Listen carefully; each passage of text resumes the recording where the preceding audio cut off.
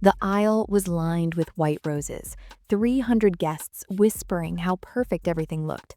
Chandeliers glowed gold, string quartet playing softly. My fiancé Ethan smiled confidently at the altar, my maid of honor Chloe radiant beside him. I walked down slowly, bouquet in hand.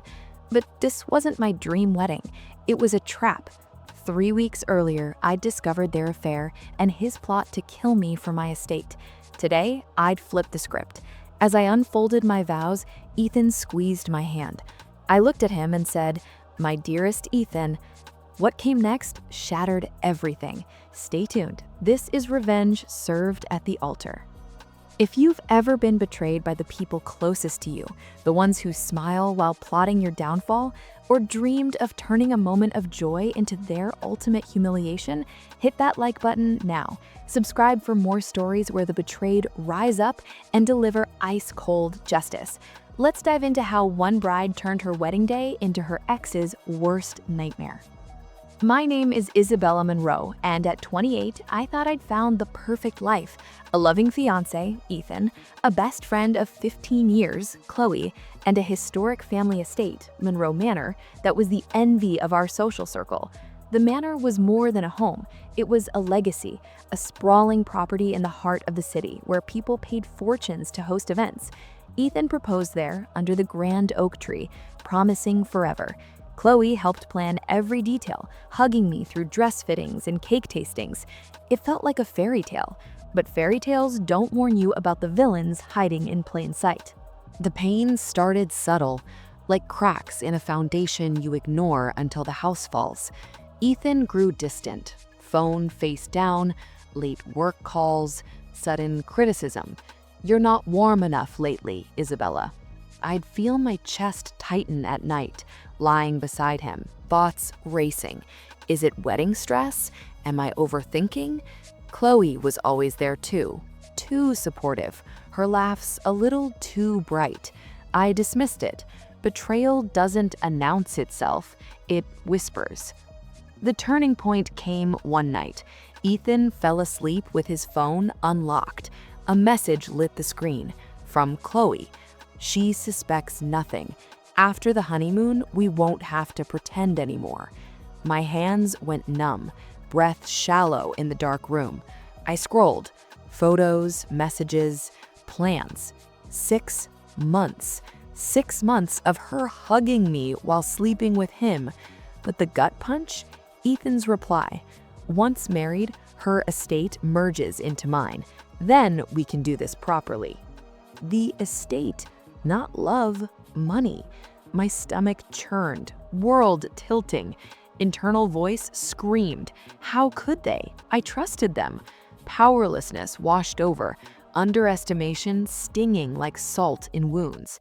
They saw me as a mark, not a partner. Antagonists developed in my mind. Ethan, charming facade hiding greed, always pushing joint accounts, life insurance, updates. Chloe, best friend with her radiant smiles, but eyes calculating during bridal showers. Their wrongdoing infuriated. Infidelity plus murder plot, messages about accidents on honeymoon, frustration built, heart pounding during normal dinners, forcing smiles while plotting revenge. I didn't confront. Clarity hit, play their game, win mine. Called attorney, transferred estate to private holding under sole control, owned the wedding venue secretly, bought years ago, expanded into events empire, rewrote vows, called security. Wedding day, ballroom shimmered, roses lining aisle, quartet strings swelling, 300 guests in silk, whispering perfection. Ethan at the altar, tux tailored, smile confident. Chloe in champagne satin, too radiant. I walked down, veil whispering, bouquet heavy. Officiant spoke of love, trust, irony thick. Ethan's vows, beautiful promises, squeezing my hands. Applause. My turn. Unfolded paper. Looked at him, Chloe, crowd. My dearest Ethan. Tension built. Short breaths, whispers. Today was meant for honesty. Ethan's smile faltered. But I promise loyalty to someone who doesn't betray with my best friend. Gasps. Screen behind. Screenshots lit. Messages, photos, chaos. Chloe pale, Ethan frozen. 6 months of lies. Planning to marry for my estate. Murmurs erupted. Mother stood. Chloe's voice cracked. Bella, please. Don't. Nodded to security. Groom and maid of honor no longer welcome. Guards escorted them down the aisle. Ethan red-faced, hissing, "You're embarrassing yourself." Chloe crying. Doors closed. Relief flooded. Chest lightening. Triumph surging. Validation in their humiliation. Reception. Guests, enjoy. Catering paid. Hesitant laughter, applause. Father. Isabella, all right? Yes, for first time. Aftermath. Ethan's reputation tanked. 300 witnesses. Chloe moved. Relationship lasted 3 weeks. I kept the dress as proof.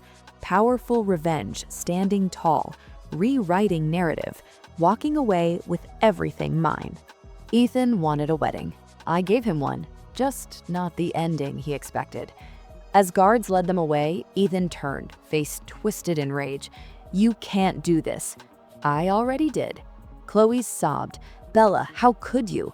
The irony. Her betrayal exposed, my justice humiliating.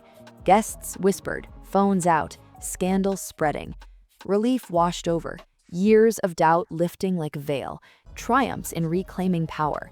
Validation surged, not victim, victor, earned, fair, poetic. Sometimes the most powerful revenge isn't screaming, it's standing tall, rewriting the narrative, and walking away with everything still yours. If you've been betrayed, remember, truth is your greatest weapon. Karma doesn't always strike loud, it waits for the perfect moment. If this gave you chills or that sweet justice rush, smash like and comment, what's your biggest betrayal story and how do you get revenge? We read them all. Subscribe for more Reddit revenges where the betrayed turn tables. Thanks, see you next.